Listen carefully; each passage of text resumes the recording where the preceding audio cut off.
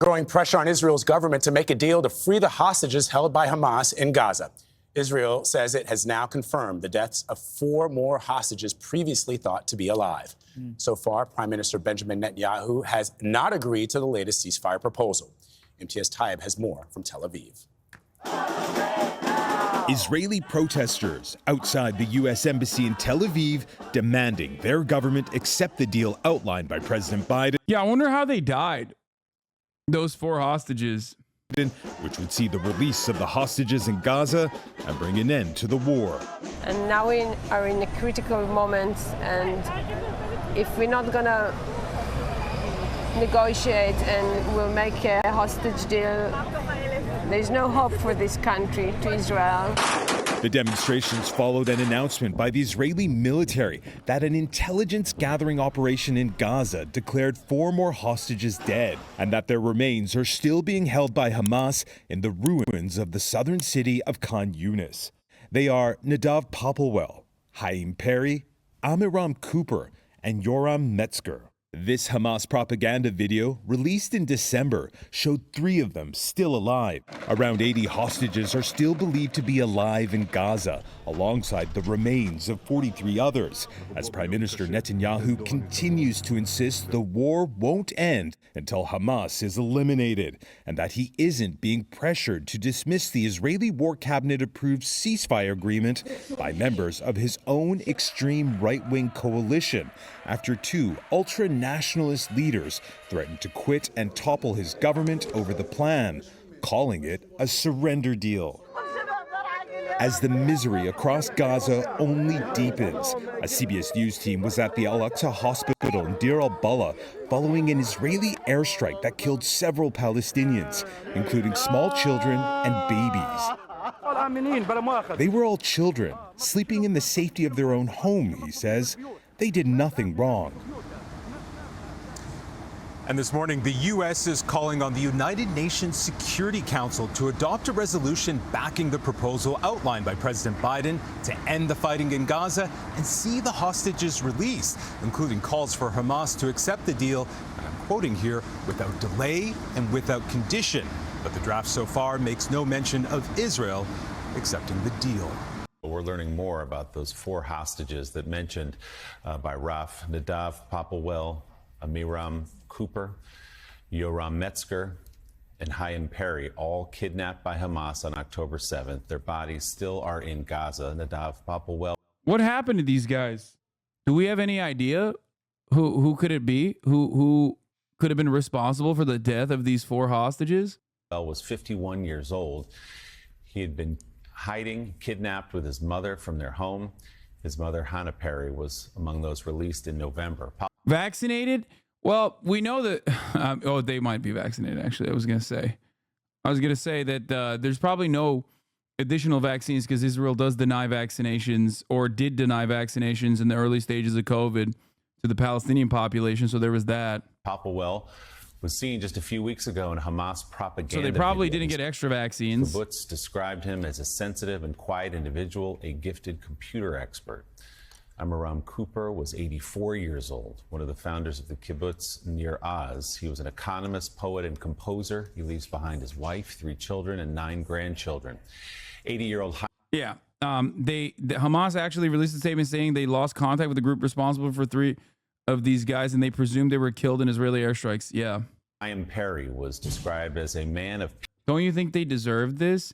Come on, brother. Come on. Yes, only you deserve the top of the hour ad break because you think that this is like a good fucking debate, okay? You deserve the top of the hour ad break and maybe more than that. You deserve to watch a permanent ad break for thinking that that's a solid fucking bait at the top of the hour. Peace, art, and cinema. Perry was a teacher and the founder of the Near Oz Art Gallery. He leaves behind a wife, 5 children, and 13 grandchildren. And Yoram Metzger was known for his storytelling and his humor. He helped to establish the Near Oz Winery. Metzger was 80 years old. Join us now, former Israel. Obviously, I mean, this is horrible, right? This is horrible. It's horrifying. It's incredibly sad. I've never heard a single fucking fraction of the coverage afforded to the humanity of the Palestinian victims. Okay? I'm not saying it's a bad thing that they're doing this, obviously, for the Israeli hostages, but it is fucking crazy.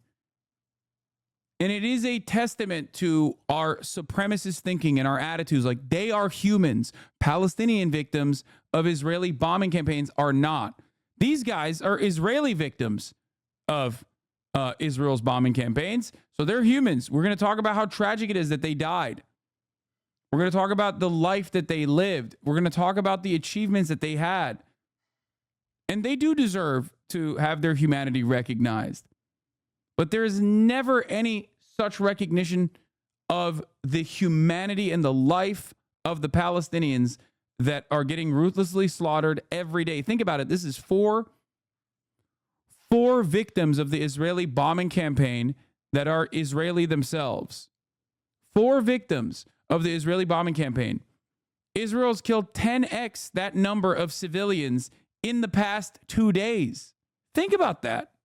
Do you think that those Palestinian civilians that were ruthlessly slaughtered by Israel did not have dreams, achievements, accomplishments, their life cut short? In many instances, for the Palestinians, you can't really fucking build a long history of affairs. Why? Because their lives are cut short. The majority of the Palestinian population is children. It's under the age of fucking 18. Almost the majority, sorry, not the majority. But they have dreams, they have aspirations, they have goals. And if given the opportunity, they would also have a shit ton of accomplishments as well. Was 80 years old. Join us now, former Israeli Prime Minister Naftali Bennett. Mr. Prime Minister, thank you for being with us today. I want to start with the hostages and just the gut-wrenching news that 4 more hostages are, through intelligence, the IDF believes to be dead. Still, their bodies, their remains are in Gaza.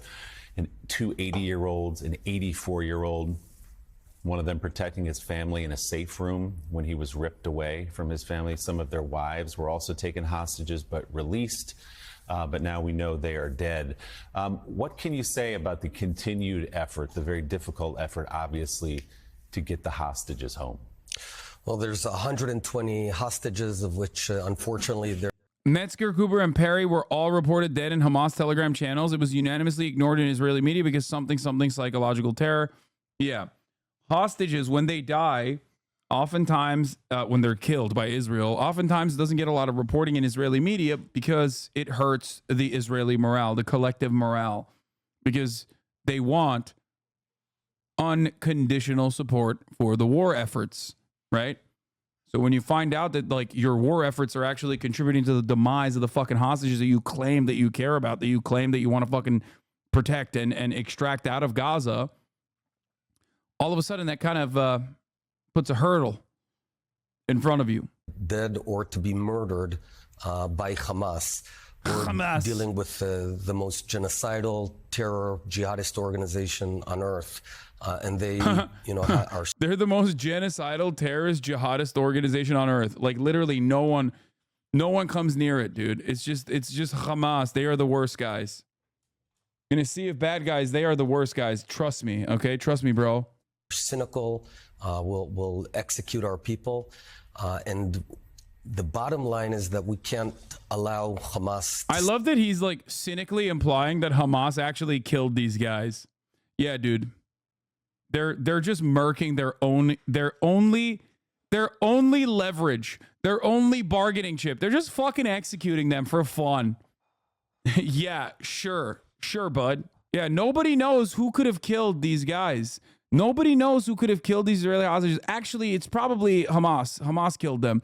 Hamas killed their own hostages. It's their only fucking leverage, dude. What are you talking about? Why the fuck would they kill their only leverage, especially off camera? That's the other part. Because if you take a fucking hostage, if you go through the initiative and you take a fucking hostage, there are instances where you might kill them to be like, see, we're fucking serious. We mean business. We're going to fucking execute a hostage for every hour that you don't actually, like, let aid in or something like that. Okay?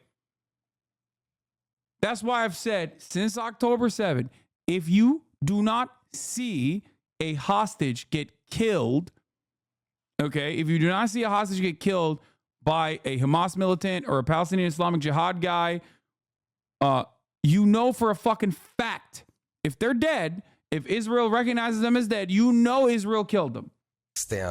We can't have them exist at the end of this. Every single hostage that has come out of Gaza, that has been extracted out of Gaza in the ceasefire periods, have openly, basically with regular frequency, admitted that they took every fucking care and consideration they can to protect the hostages, sometimes literally putting their bodies on top of mattresses when Israel was bombing the fucking buildings the hostages were in. Because, and it makes sense, it's perfectly rational for them to do so, their goal is to not lose their bargaining chip. Their goal is to not lose their leverage. Of course they're going to fucking protect them. War. Even in this latest ceasefire proposal, which we'll get into, Israel has said, we'll stop shooting if you release the hostages. So do you have any hope that Hamas would listen to that?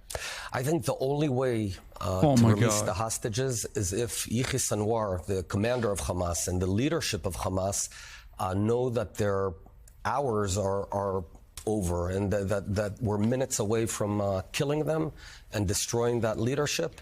And then the deal needs to be, we will not kill you, we'll allow you to get on a boat and get out of Gaza if you release the hostages. I think the half-hearted efforts or conducting of the war right now by the Israeli government, coupled with the American administration slowing down IDF all the time, I think that is self-defeating, because the quicker, the faster we move in, the quicker we'll have a deal. When you say half-hearted, you have said we should have been talking about the IDF. When I say we should have been inside Rafah months ago. That's right. I think there's way too much talk.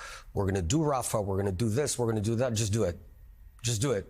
We can destroy Hamas. I love having this conversation on a news program where the chyron originally was 4 Israeli hostages found dead.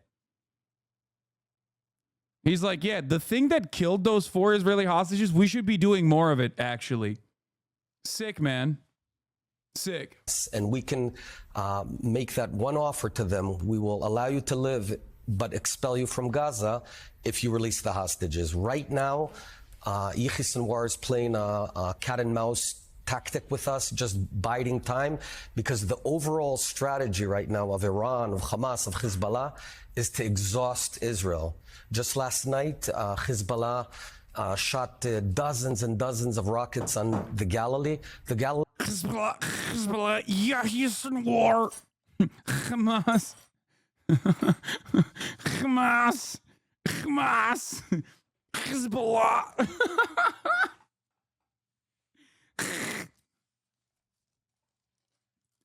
It's not a fake Arab accent. I think it's just deliberately said like that when it's not. That's not what it is.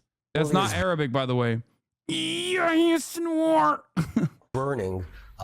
Almost 100,000 people have been evacuated from their homes. Imagine if in El Paso, Texas, there were 100,000 people living now 8 months in hotels or motels because their homes are burning. That's what we're facing. We have no choice. We have to win. Joe has a question for you, Mr. Prime Minister. Joe? Yeah, Mr. Prime Minister, what's been your response? What's your reaction to families of hostages saying the Netanyahu government hasn't done enough to focus on bringing those hostages home? Well, you know, when I give interviews abroad, I typically don't criticize my own government. I think that the efforts have been feeble in terms of focusing on Yahya Sinwar. You can't conduct a war turning it on and off like a light switch. I was a soldier, I was a commander. Haven't you noticed when he says Yahya Sinwar? If we just have several weeks to go in with all the force necessary and tell Yahya Sinwar the only way you'll live is if you raise a white flag and release the hostages, we can get this done. But we keep on wavering, vacillating on this. This is not how you can bring results. So it's your opinion that actually a full-scale invasion of Rafah would bring the hostages home more quickly? Look, yes, obviously there's no guarantee here. It's a heart-wrenching situation. I think that the current approach of thinking that we can reach this amazing deal where all the hostages will be released, I think it's naive. And it means that you don't understand what we're dealing with. And the only way that we get results is if they understand their time is out. And I want to say one last thing. We sealed the corridor called the Rafah corridor that basically is the border between. What happened? Come on, Joe. On the one hand, he loves dick riding Biden. He knows Biden watches him in his program. On the other hand, he loves dick riding Israel. Who has the higher point of authority here? Is it your undying loyalty to the Zionist project, or is it your undying loyalty to the most important person watching your show? Between Sinai and Gaza, which means that from about a week ago, Hamas can no longer replenish its arms, so time is running out for them. People are not aware of this. So if we just follow through, I think we can get the best results possible. Time is running out for them. Let's talk about as in he's openly admitting that he's killing. Like, time is running out for the Palestinians, bitch. That's what you're talking about. He's talking about the Palestinian civilians that no longer have access to humanitarian aid because they deliberately shut off the Rafah crossing. And literally took it over from the Egyptian side, by the way, which is ridiculous. The, quote, destruction of Hamas, a phrase that's been thrown around a good bit. Is that the killing of all of Hamas leaders, or is that the expulsion of Hamas from Gaza as an effective governing force? Because I believe the Biden plan does say that part of that plan expels Hamas from Gaza as a governing force. The latter. What I would envision is the leadership of Hamas, either we take them out and kill them, as we've done to several, or similar to Beirut of 1982, we get them on a ship, several thousand of the leadership of Hamas, get them out, and then we can begin the rebuilding of a new Gaza and build a new future for everyone. So, Mr. Prime Minister, let's talk about this deal that President Biden unveiled publicly on Friday. He framed it as the Israeli deal. This is something that he said the government had agreed to, but we heard from Prime Minister Netanyahu say, well, no, not quite. Can you explain the disconnect? Well, there is a degree of disconnect. The bottom line, though, I think it's moot, because I don't think there is a deal.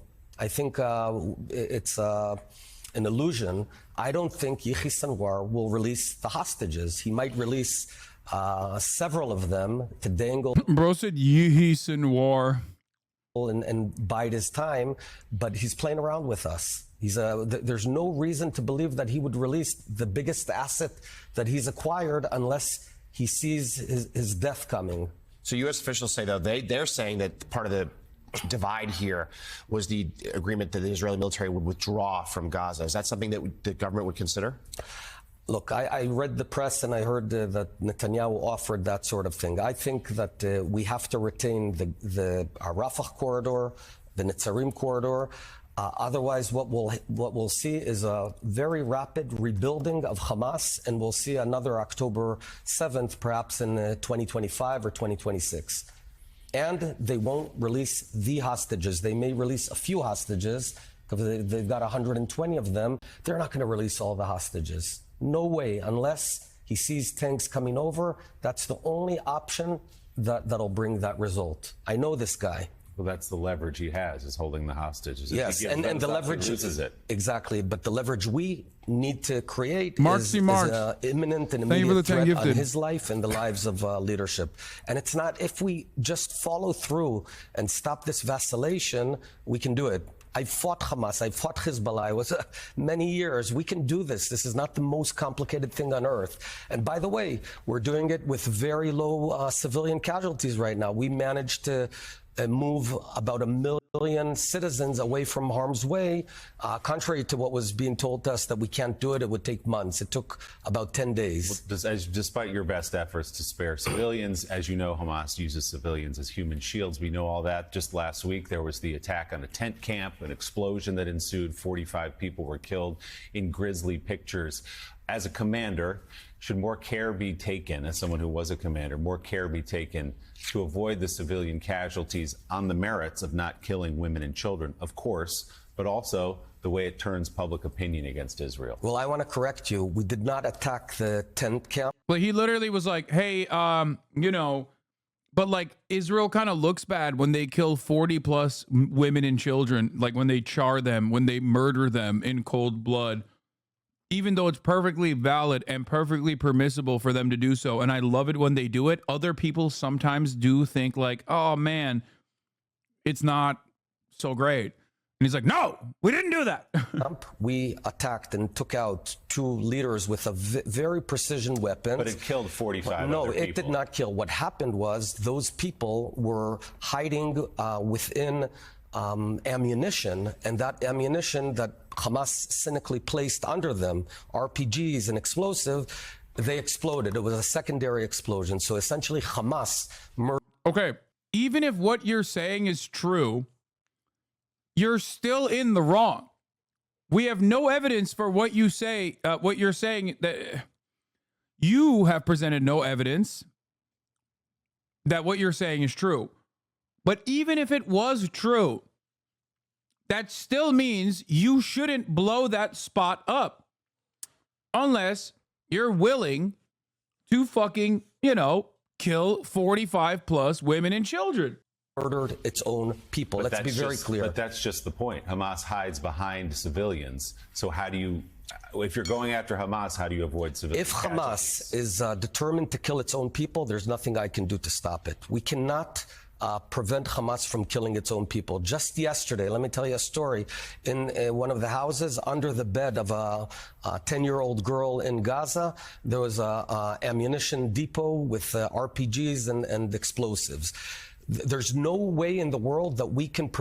I love that he did the real time Hitler Mein Kampf copy meta. Like that was in the beginning, in the early stages of October. If you recall, Israel would do this shit all the time. They'd be like, hello, we have found a Hamas terror child. This is a baby's crib. And inside of the crib, there is RPG, Hamas RPG. Like they would do that every fucking day. And it would suspiciously always tag along and play the role of contextualizing a lot of this violence that was totally needed. Always. They'd be like, this is a Hitler book. Adolf Hitler, Hamas, Adolf Hitler. Prevent Hamas from killing its own people, and it wants to do that because it knows you're going to ask me those questions, and it applies pressure on Israel. The way to do away with it is if everyone pressures Hamas and not Israel and points the finger at Hamas, stop killing your own people, stop hiding explosives under civilians. Joe? Mr. Prime Minister, let me ask you, first of all, about the state that we find ourselves in right now. We have both, I'm sure you know this or else you wouldn't come on the program, we have been extraordinarily critical of Hamas and have said from the very beginning that when they kill a Jew, that's good news. When a Palestinian is killed, that's great news for Hamas. We certainly understand that equation. We also understand. Bro, these are like such old school Hasbara talking points. It's kind of crazy that Joe is like this invested. He knows all the lore, bro. He knows all the talking points. It's crazy. I don't think this dude dick rides anything this hard. It's crazy. My parents are watching this shit. Yeah. No, on the issue of Palestine, your parents watching MSNBC, especially Morning Joe, is no different than them watching Fox News. Like the narrative is identical. The terrible, terrible toll it's taken on the Gazan people and also on Israel's reputation across the globe. I want to ask you about where we are right now, though. It seems to be the worst of all worlds, where the IDF is frozen in place. Gazans are starving. Gazans are not getting the medical care they need. It's almost like a siege. And it seems to be the worst of all worlds. Almost? By the way, he's saying worst of all worlds, not because Palestinians are dying. He doesn't give a fuck about that. It's because people are paying attention to the Palestinian deaths and are getting mad. If nobody got mad at Israel's actions, if nobody gave a fuck, if young people weren't doing like protests nonstop, encampments in college campuses and shit like that, virtually zero coverage on this. They don't give a fuck. They love it. It's happened before. Look at any of the prior sieges. There's a reason why so many people, despite my endless fucking coverage on the matter for the past 10 years, there were so many people after October 7th that were like, what the fuck? This is Hasan's take on this issue? The reason why is because most people just tune that shit out. They don't even fucking hear it. They just think it's like, it's random foreign policy stuff I don't want to care about, until they're forced to reckon with it. Is that one of the reasons why you're saying the IDF needs to be able to go into Rafah and finish off Hamas, finish this war off, and start the rebuilding? Precisely. It's you take off a Band-Aid quickly. You don't do it slowly. And you can't fight a war with an on and off button. You just can't. I was a fighter, and it's impossible. When you hit your enemy, Hamas, you punch him in the face and he's wobbling. What you do not do is tell him, take a month off, get better, come back and fight another day. And this lack of continuity, lack of determination, coupled with American pressure on us to go slower, is a mistake. This could have been over 3-4 months ago if we just followed through. I think both governments are not conducting themselves in an optimal way. What does Gaza look like in your eyes after Hamas is expelled, after hopefully the hostages are released, after there's some semblance of control? Do you believe that the Israelis should take control of Gaza, or do you believe in the possibility of an international peacekeeping force with the United States and your Arab neighbors? Well, I'd envision the model of post-World War II Germany, where the first phase is, first of all, defeating the Nazis, and we've not yet finished that. Then I would put in place an interim appointed government of competent Egyptians primarily, Palestinians, Saudis, Emirates, while Israel retains the security responsibility. We don't want to govern Gaza. There's no desire, so it's, in that sense, it's simple. This would go on several years. It could be 5-6 years, in which period we'd also discontinue the incitement. So they'd have to stop teaching kids that Jews are pigs, etc. In my mind, I'm listening to everything he's saying and thinking like, yeah, this was what should happen to Israel. Like what happened after Nazi Germany, the fall of Nazi Germany, wasn't enough. They should have went further.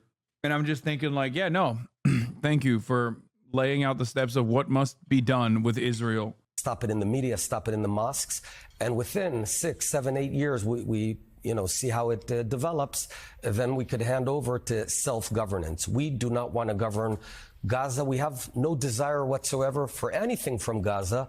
For heaven's sakes, we pulled out of Gaza in 2005. We handed it over to the Palestinians. So there's no territorial fight here. We have a terror state that wants to destroy Israel, and we don't want to be destroyed. Do you see any third party, any outside force? Is it Qatar, for example, who could apply any pressure on Hamas to release the hostages, to accept some kind of deal? I think Qatar could do much more. I think Qatar is playing a very dirty game, a double-faced game. They pretend to be Western and an advanced country, but they in many ways are helping, together with Iran, to foster terror for many years. Yeah, they could pressure Hamas for the simple reason that right now the Hamas leadership is living in hotels in Doha, Qatar, and they could tell them, look, if you don't get the hostages released, we'll kick you out, and let's see you live in Damascus or Tehran, which is not as pleasant. By the way, President Biden spoke to the Emir of Qatar yesterday with a similar message. This Emir and that's so stupid. If they lived in Damascus or Tehran, there would be no negotiations and all of the hostages would be murdered. What are you saying?